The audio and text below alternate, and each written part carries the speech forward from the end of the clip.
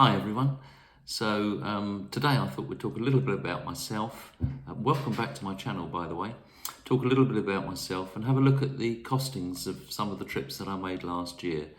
As you know, I travel solo. Nothing to worry about that, quite enjoyable. You can set your own itinerary if you have a little bit of confidence, quite comfortable, quite easy to do. You often get to meet people and chat with people anyway. But if you have any questions about the information I'm going to give you, feel free to comment down below. Many thanks. Let's take a look. So my name is Kevin Vaughan. I'm 60 years old. I live in Wallington, Surrey, which for anyone who doesn't know is between Croydon and Epsom Downs. I work in retail. I have 2 grown-up children and 2 grandsons, which I absolutely adore my family. I also have a passion for travel. So let's get down to business. Let's have a look at some of the trips that I made last year. Let's take a look. So one of the trips I made recently was Tenerife, staying at the Columbus Hotel. So the price, Tenerife in winter, you pay a little bit more for. It tends to be one of my more expensive trips, but I thoroughly enjoy Tenerife in January. One of the reasons is because of the contrasting climate between the UK and Tenerife. A big contrast. I think it was about -5 or -7 here a few weeks ago, and it's about 26, 28, even 30 degrees out there. It's absolutely wonderful. So it's a nice contrast. I thoroughly enjoy it. And of course, it's one of their busiest periods as well, winter season.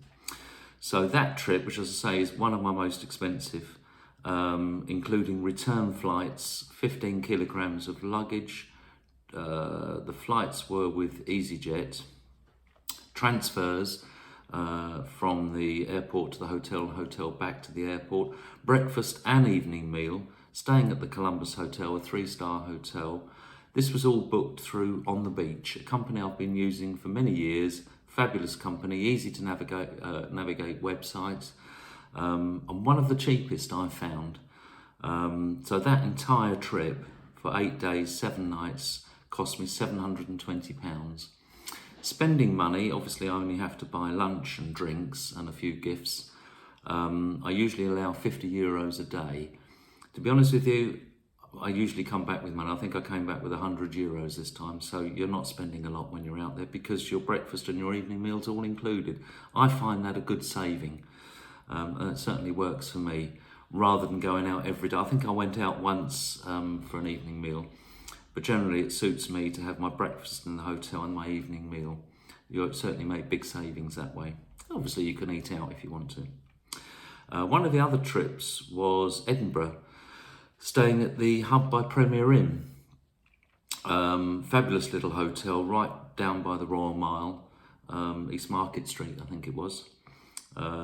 Small, compact room, but everything you need. Suitable, definitely suitable for 2 people. As I say, I'm staying there on my own. Very clean, very modern, very inviting and friendly hotel. I'll certainly be going back there again. A good base. So the Hub by Premier Inn in Edinburgh, that came in, I get the flights through Skyscanner, which leads you to EasyJet. The return flights to Edinburgh are £80. And the hotel was £130, and I booked that direct with Premier Inn.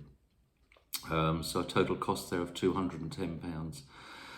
Obviously there's no food included there, so I've got breakfast, lunch and evening meal to take care of.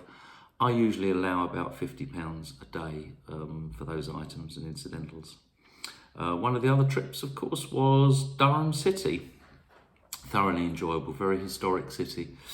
Again, I stayed at Premier Inn. I just find Premier Inn good value for money, clean, modern, friendly, inviting, very easy to use website, very straightforward.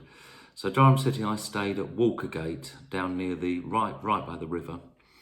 The hotel, as I say, I booked direct, and that came in for the 2 nights at £120. The train, return train, I booked through Trainline.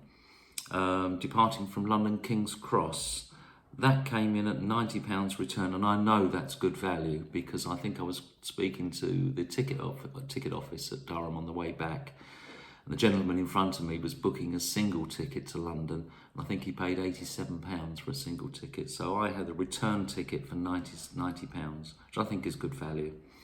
So the Durham City trip, staying at the Premier Inn, came in at a total of £210. And as I say, I allow £50 a day for breakfast, lunch and evening meal.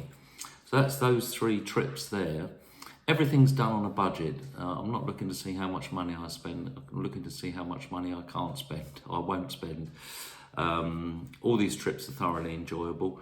So if anybody has any questions or wants tips or advice on travelling solo, please comment down below. In the pipeline at the moment, in the near future, I'm looking at York City. I do like my history.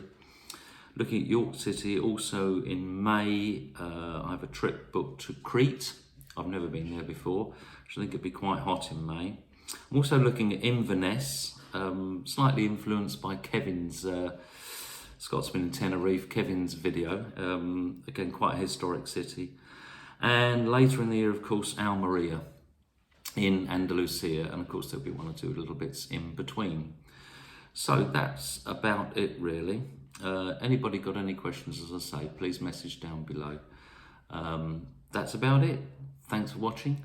Remember, if you like my videos, remember to like, subscribe and hit the notification bell for when I upload new videos. This informs other people of the information and helps my channel grow. Many thanks. See you on the next one. Bye bye.